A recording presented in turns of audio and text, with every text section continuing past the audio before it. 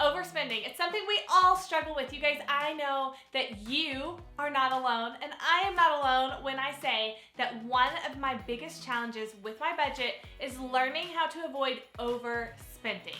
It's so easy to do, and that's exactly what we're talking about today. Hey guys, I'm Heather, and this is week 1 of the Debt Crusher Challenge. This week's topic is overspending. We're going to be talking about 3 ways that you can stop overspending on your budget and have more money to do the things that are most important to you.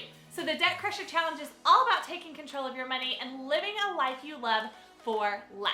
Today, the first thing I want to talk about is 3 reasons that you overspend. These 3 reasons are pretty common across all the different budgets and people that I have talked to, and they're the most common reasons that we blow our budget or we end up spending more than we anticipated.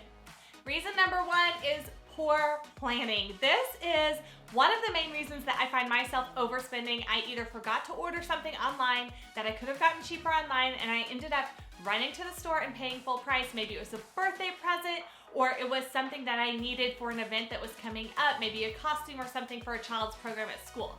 I forget to order it online. I end up running to the store, buying whatever I can find, and at that point, I am not price sensitive at all. I just need to pay for exactly what I need, and that typically ends up costing me more. Another example of poor planning is when you forget to set dinner out of the freezer, you forget to thaw that chicken or whatever you needed in order to be able to make dinner that night, and you end up running through the drive-thru, running to the grocery store at the last minute and spending way more than you anticipated. Reason number 2, unrealistic budgets. This is something that I find a lot of people do. They say, oh my goodness, I am always overspending. And the truth is that they actually weren't realistically budgeting, okay? So making a budget is not about spending less always as much as it is about making informed decisions about where your money is going to go. It's telling your money what to do rather than your money telling you what to do on the back end, okay? So one way or the other, someone gets to be in charge. We want to take control of our budgets, and we want to plan our money accordingly. So we want to make sure that we're planning accurately for the expenses that we're going to have, okay? So this is kind of the opposite side. So rather than saying, okay, I'm overspending constantly, it's, am I setting a realistic budget and should I be cutting the money somewhere else? For example, if you have a $50 a week, let's say eating out budget, and you have a family of 5 and it costs you $27 or $30 to go to Chick-fil-A, and you plan on eating out 3 times a week, you have not set a realistic budget. Instead of having $50 a week for eating out, you need to have $90 a week for eating out, okay? Now, if you want to reduce that and you want to say, okay, I'm gonna eat out less, realistically it costs us $30 to eat out, then you can put $30 in that budget.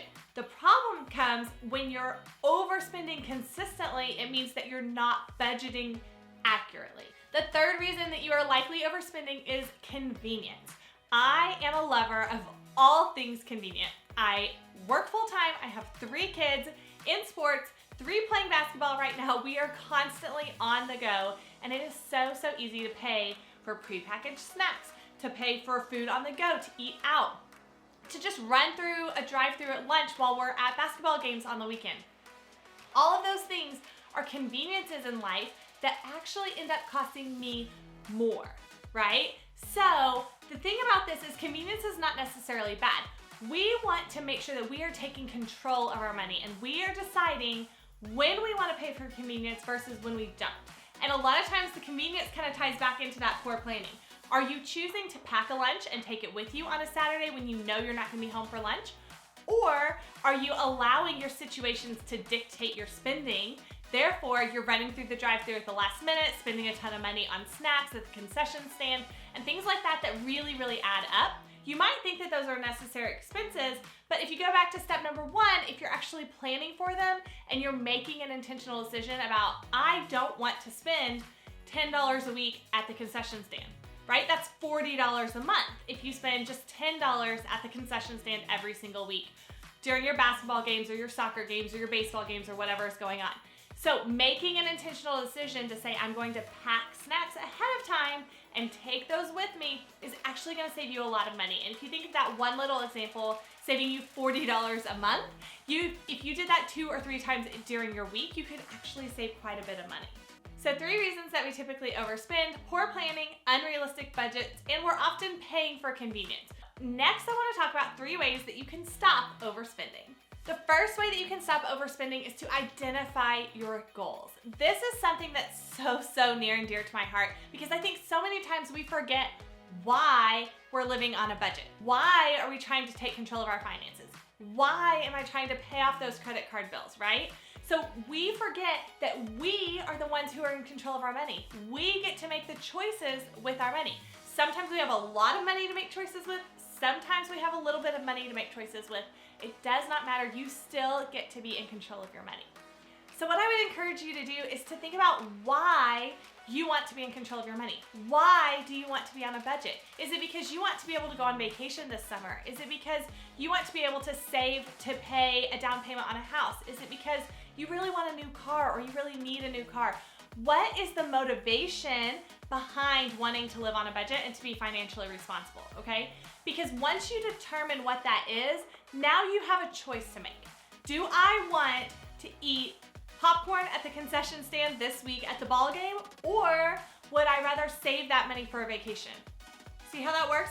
Once I've given myself a why am I doing this? What am I trying to accomplish? Now I can make that choice. Well, I might decide one week, you know what?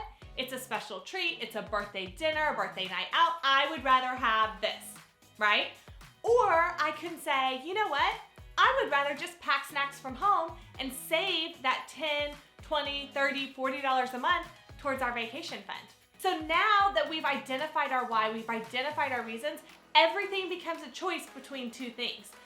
What I want right now versus what I want long term. And that doesn't make one decision bad.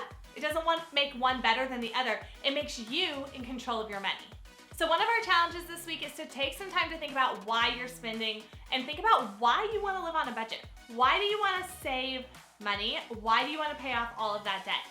Those things are going to help you as we start to identify where we're going to spend money and where we're not going to spend money, because ultimately it's all your choice.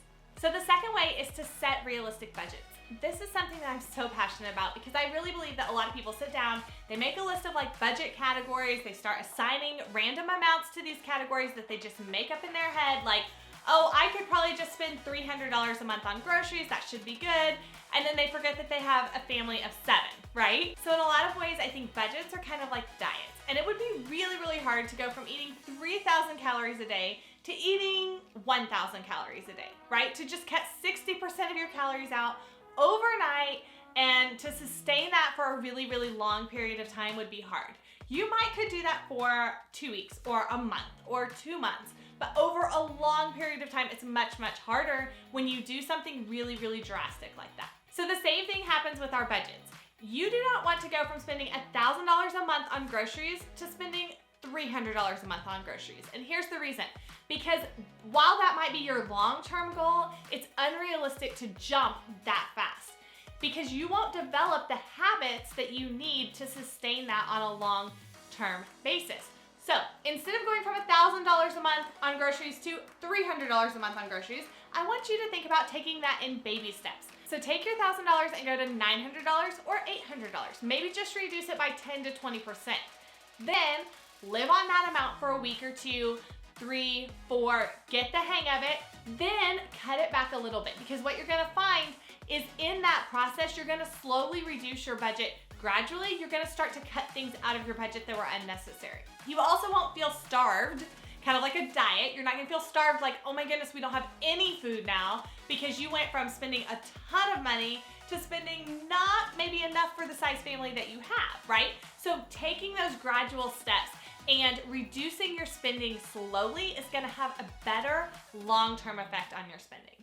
So the third way that you can reduce overspending, and this is one of my favorites, is that you need to set boundaries on your spending. It is really important that you have safeguards and guide rails in place for yourself. Just like you would never let a toddler roam around upstairs without putting a baby gate up or something like that, right? To keep them in the place that they're supposed to be for their own protection. If you are struggling overspending in certain areas, you need to think about, 1, what are the areas where I struggle to overspend? And 2, how can I set up systems and processes and guide rails in my life so that I'm not tempted to overspend in those areas? For example, here's a really quick example for us. We were spending a ton of money eating out after school. We were just running through Sonic, running through Starbucks, whatever, after school, because maybe we had 30 minutes in between school getting out and car line and wherever our next activity was. And so we were spending, I don't know, $12 a day, not a lot, but it adds up so fast. It was like $50 a week or like $200 a month, right? Just like eating here and there, on the go, running through Starbucks, running through Sonic, something like that. And I would justify it because I was like, oh, it's happy hour, so it's half price, so that makes it okay. But when I stopped and I looked at my spending and I realized how much I was actually spending when I added all of those totals up, I was spending a lot of money just to kill 30 minutes between car line and the next activity. So what we did was we implemented a system that gives us boundaries and helps us avoid those pitfalls. So we have what we call the snack box, which is basically a box of snacks that I fill up at the beginning of the week or on the weekend. It stays in the car. It has drinks, it has snacks, it has chips, it has cookies, it has all the things that the kids might want after school, and I don't have to think about it. So it's not dependent on me to be all planning and preparing for an hour before I get in the car to drive to car line, right? Because that wasn't realistic in my life. But because it stays in the car, I don't have to think about it. It's always there. And because my kids have snacks and they don't need anything, I'm less tempted to drive through the drive-through as well. And that is saving us a lot of money. This one simple switch, this one simple set of boundaries in our life, this one system is saving us almost $200 a month, you guys. That is a crazy amount of money that we were just spending. And what I get to do with that money now is I get to say, because I made a choice to set boundaries in my life in an area where I was overspending that wasn't important to me, I am giving up a little bit in the short term in order in the long term to have more financial freedom. Because that $200 a month is like over $2,000 a year, you guys. That's a vacation. Like, we could go on vacation with this money. So that's where you come back to those choices.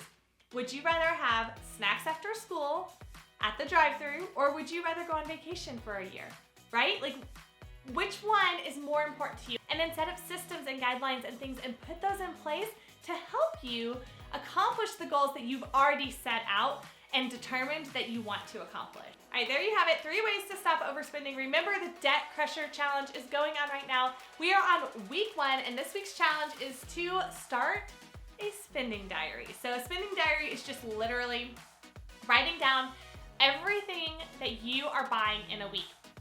We are gonna start making our budget next week. We're gonna start going over what categories you need, what categories you don't need, assigning values to those different categories, and I need you to know how much are you actually spending, where are you spending that money, and then that's gonna allow us to make really great informed decisions about how much to allocate to each budget and also which budgets and categories we can cut.